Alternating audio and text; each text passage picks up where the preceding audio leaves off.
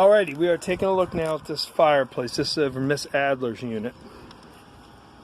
If you look right down there, you see the rotten wood. Hey Dee, could you come point? Again.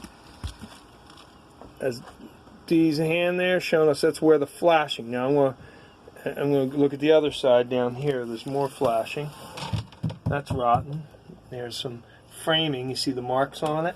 You see the wood down there. It's rotted. Okay, that's from your fireplace.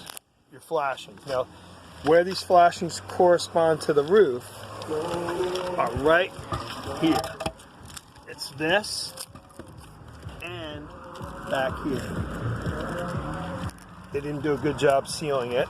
And then down here and here. And you can see the damage along here where it's been leaking. And they don't do a good job flashing it, and then no one ever seals them again. So it's kind of one of those things you got to maintain, people. Give us a call. There's no little red dingy lights on these things, so call us, please. Call somebody.